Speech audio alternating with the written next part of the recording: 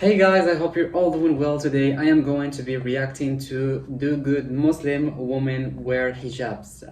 I think it's gonna be an interesting video, so I'm so excited, guys, to start reacting to it. And yeah, let's get into it.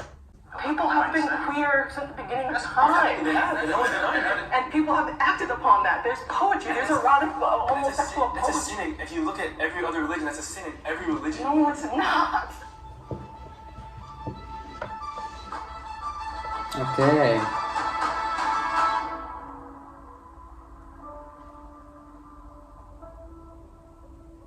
Step forward if you agree with the prompt. A good Muslim woman wears a hijab.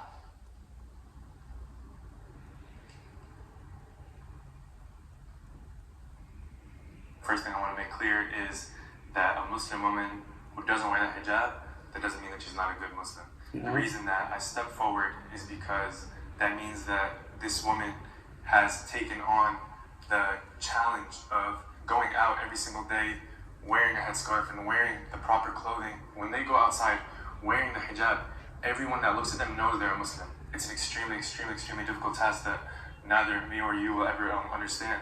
But I have an extreme amount of respect for any woman who wears a hijab properly. Yeah, of course, I agree with you 100%. I look to the Quran, which is our book, and the Sunnah of the Prophet, which is like the way the Prophet lived, peace be upon him. And what does it say about the hijab? Hijab is something that's ordained for women in the Quran. Can they disagree a step forward?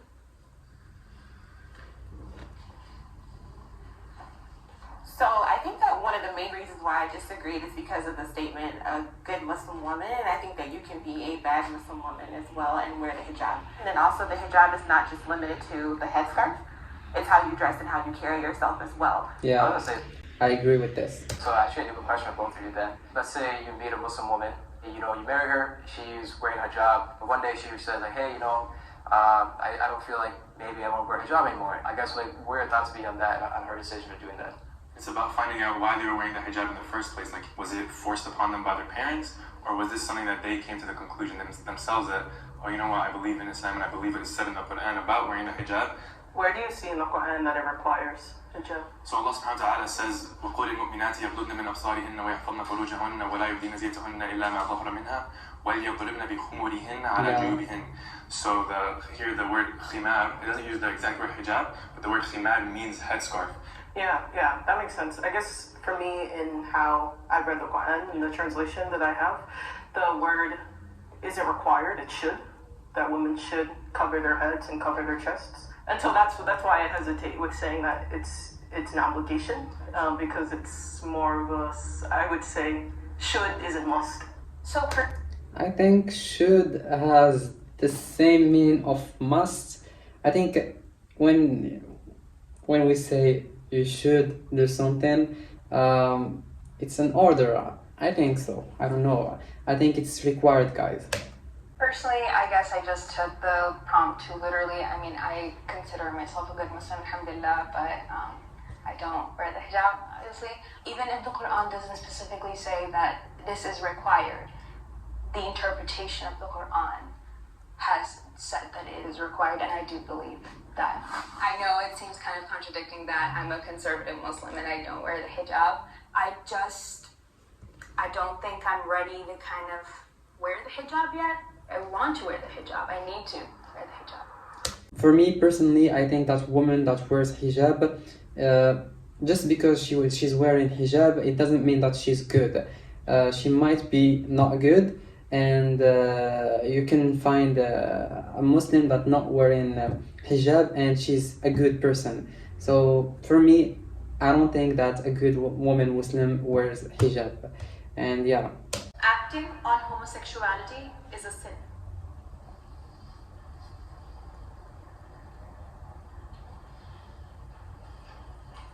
I believe that acting on homosexuality is a sin, especially if you're expressing sexual desire, because that should take place between a man and a woman under the sanction of marriage. So that is the reason why I do feel as though it is a sin.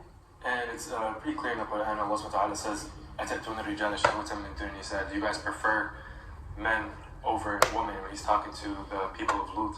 And the Prophet, peace be upon him, sallallahu alayhi wa sallam, he says that one of the biggest problems for the ummah is the sin of Lut, or the people of Lut.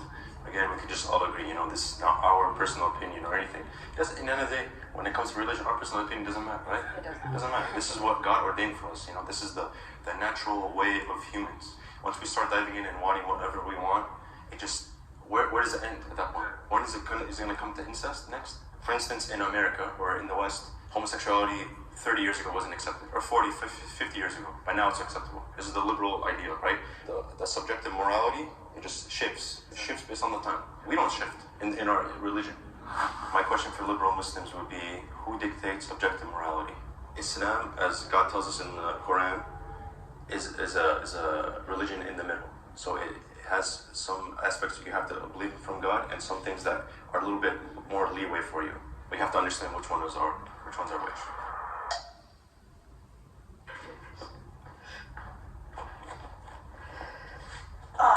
May I start? Yeah, I don't believe that acting on homosexuality is a sin at all. There's so much to get into. In the story of Prophet Lut itself, you see that they weren't condemned because the people of Prophet Lut were coming to his house to have sex with the men who were disguised as angels, but you can look at it as a condemnation of rape and abuse itself and mistreatment of strangers. And the Quran verse that you cited as well, within that verse, Allah uses the prefix al, which means the, and there's interpretations that exist that say that specifically is talking about those men specifically who leave those women specifically. So meaning that those men who did that had wives that they left to go rape these, or try to attempt to rape these guests in an attempt to bring humiliation upon the Prophet and sorry, I'm getting a little emotional. Basically, there's different interpretations of the story of Prophet Lut. One interpretation is that it's about homosexuality, and there are other interpretations throughout history that says it wasn't about homosexuality, but for some reason the interpretation that it is condemning homosexuality is the dominant narrative, and I think that narrative seriously needs to be contended with, because we're saying that being homosexual or being bisexual or being anything other than heterosexual is a sin. But Allah creates you like that. Allah creates people who are intersex. Like intersex people exist in this world. And so I think there's a lot of different interpretations out there about the story of Prophet Lut. And I think the central point in it is contending with the fact that people use sex as a weapon for domination, weapon for humiliation. That's a real issue. And being homosexual, being something that you were naturally created, isn't. My experience being a queer Muslim woman in America has been beautiful. Alhamdulillah, I've met and have been a part of a beautiful Muslim community that is a mix of queer Muslims and not. I don't think I've ever experienced backlash, at least to my face, for being queer and Muslim. Mostly questions or curiosity, but it hasn't ever been anything that felt like hurtful or unsafe. So there's a couple different points that you said that I want to rebuttal and respond to. So the first one being that you said being homosexual, being bisexual, all of those things is a sin. First of all, that's incorrect. Being any of those things in itself is not a sin. So that's why when the Prophet is acting on homosexuality, exactly, that is the sin. And exactly, that's what I wanted to say. Like, they are talking about acting on homosexuality. This is a sin. We're talking about acting, not being. Allah subhanahu wa ta'ala says, لا يكلف الله نفسا إلا وسعها. He does not burden a soul with anything more than it can take. As a Muslim, you believe that, like you just said, Allah subhanahu wa ta'ala created us all, and He created homosexual people with those people with those tendencies for a reason. But at the same time, this whole life is a test, right? Yep. And for the person who has those tendencies, then that's an extremely difficult test that they're going to have to go on with for the rest of their lives. But that's an assumption that is the only test. What if the test is living in a world that hates you, that thinks that you cannot act on a desire of love, of consensual love, but still being committed to a love? What if that's the test itself? That's part. And that's what I think is the test. And that's, I would say, and that's the interpretation out there that we're not talking about.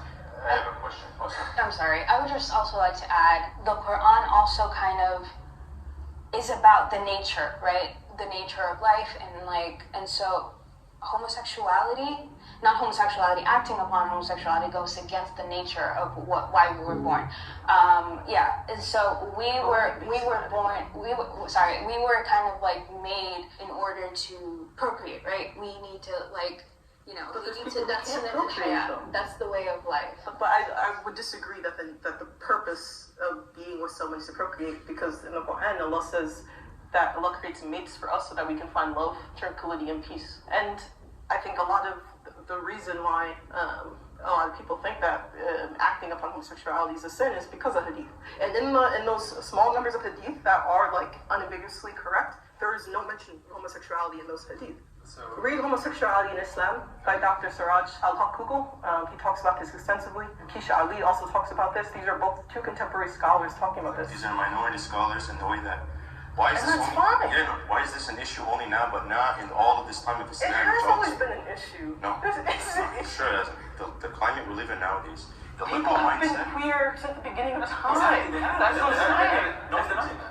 And people have acted upon that. There's poetry. There's erotic And it's a sin. homosexual It's a poetry. sin. If you look at every other religion, that's a sin in every religion. No, it's not. Actually, It's not up to me for him to interpret. That's why Of that's what course Allah it is. will So what are we supposed to do? You look up to the people with knowledge. You look up to the people who have dedicated their lives to interpreting this. And And the you past can do the same 1400 years, thing. I have. It's That's what I'm not- saying. You can't ignore It's not all the just scholars of the scholars. 1400 years. I'm not ignoring them, but you can't just say they're the only ones who are correct. I really love this part and this debates. For me, I can respect the choices of the others if they want to be or if they support homosexuality.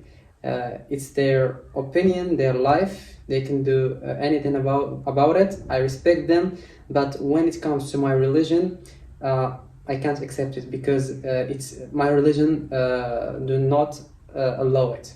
So when it comes to my religion, I can't accept it. But I can respect you and I can respect your choices.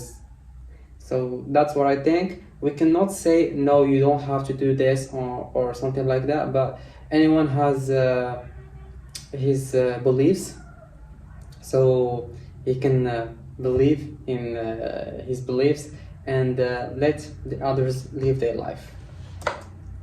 I just told you two contemporary scholars who have alternatives. Two compared to thousands. And there's way more who are also thinking about this. Yeah, sorry, I really appreciate, I know you're all very passionate about this topic, but I think there's not going to be a middle ground, which is okay. I think the point is just to still have a conversation, and I appreciate that you guys are still listening to each other and talking, but we have to move on to the next prompt. The other side taints the image of Islam.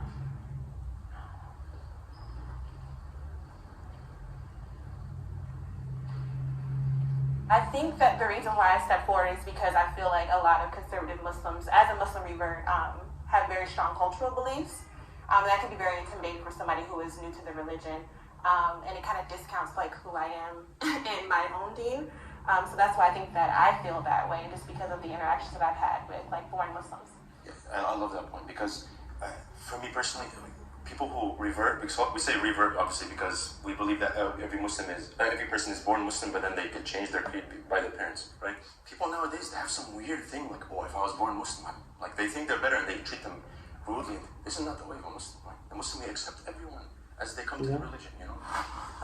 That's what I was talking about the part of homosexuality.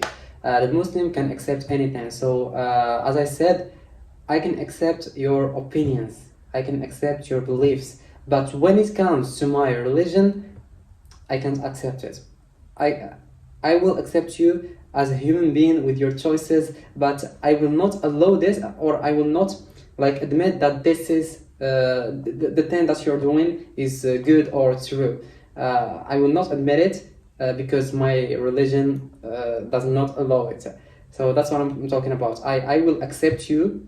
I will accept your choices and live with each others in peace. But I will not make your choices like something normal. That's what I'm talking about. So yeah. I was originally born into Christianity, and then I went on to college to study religious studies, and at that time is whenever I found peace with Islam, and so I decided to revert. I think the reason why I consider myself to be a liberal Muslim first conservative is because I am a revert, and I know that I have so much more to learn, and I'm open to that. I also believe that within Islam you have free will and free choice to make the correct decision, and so I find a lot of compassion for people in that way because I did live life for many years before Islam.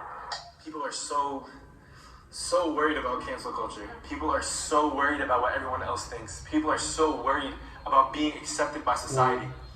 But who cares? As a Muslim, it's our responsibility to only care about what Allah subhanahu wa ta'ala thinks and not care about what anyone else thinks. Yeah, I agree. Okay, so I guess why I disagree with the prompt is because I feel Islam is way stronger to be kind of tainted by a group within it, you know. I may not agree with everything that liberal Muslims think or view, but that doesn't mean I feel like they are like this big negative thing on Islam, because I just don't feel like Islam can be affected by it. Yeah, I agree that the fact that Islam itself can be. The reason I agreed is because the perception of Islam, I feel like that's what's being affected. I disagree with that. I don't think that's true. I don't think having those different ideologies really taint either side, because it's not like someone's gonna see like, for example, like, you might not agree with it, but I support gay rights, right? And I'm Muslim. And no one's looking at me and be like, oh, now all Muslims support gay rights. I'm like, no, it's not true. It's just my personal preference. And that's why I kind of disagree with both of you guys. You guys say personal opinion doesn't matter in religion. I feel like it does at the end of the day, because religion is about who you are too. Personal opinion is okay until it goes against what Allah subhanahu wa ta'ala has said, or what the Prophet, peace be upon him, has said, sallallahu alayhi wa sallam. If no one's saying your opinion doesn't matter. Everybody's opinion matters. But in relation to Islam, your opinion isn't going to change the ruling. You know what I'm saying? I agree with that, yeah. But the ruling itself comes from people's opinions. You realize that, right? Like jurists, like that is what you do with the law. You interpret the law and you make a ruling from it It's based on important that. to kind of like, it's important to know that, you know, people who kind of interpreted the Quran, like you're saying, they're not just like normal people like me and you. But They've are. kind of like, no, they are, but like those are like scholars who kind of, like you said, dedicated their life to kind of studying the Quran. Of course. And I think those people are also biased, like everyone, right? Like everyone has their... I don't think in the case of Quran that can be possible. It is possible because we're humans. All humans are biased and subjective because the fact that we're human, we have a different experience. I'm going to interpret something or look at something completely different than another human being is, because that's the nature of our existence. It's subjective. Just to make it clear, this religion is done. It has been perfected, as Allah tells us in the Quran. It's not like these scholars are just coming in and changing something new. This is something that we get it from a source. We always have to go to the higher truth. The higher truth is the Prophet and what the companions learned from the Prophet, right? Because if we're just going to go, then yes, exactly your point, you know, because humans are subject to that bias, right? But we get it from the best source, which is our Prophet, right? If we don't follow the Prophet, what are we going to follow? It's acceptable for a Muslim man to have more than one wife. Oh, this is an interesting subject. Oh. I guess for me, I think monogamy is not for everyone. And so I think Muslim men, Muslim women can have more than one partner if it's consensual. Allah, God tells us in the Quran that you can marry up to 4, but the precaution is that you maintain equity between them. If you can't, then you have to stick to one. You mentioned that men and women, you know, this is the difference, right? Because only men in this way. A man can marry up to 4, because think of this situation. Say, for instance, For me personally, I think it's hard for a man to maintain equity between two. So I think it's better to avoid having more than one wife. And yeah, that's my own opinion. And I can accept any opinion or any other opinion, but that's what I think. So yeah, I've really enjoyed the video. I've really enjoyed listening to these people with the, like, I feel that there is the diversity of opinions, and I love this, guys. So I really enjoyed the video. I hope you enjoyed it too. If you enjoyed it, don't forget to like and subscribe to the channel to see more videos like this. And before to end the video, I want to give a shout out to whatsapp.com. If you don't know what is whatsapp.com, it's a platform connected to YouTube where you can react to all videos. So shout out to whatsapp.com, and see you guys in the next video. Thanks for watching.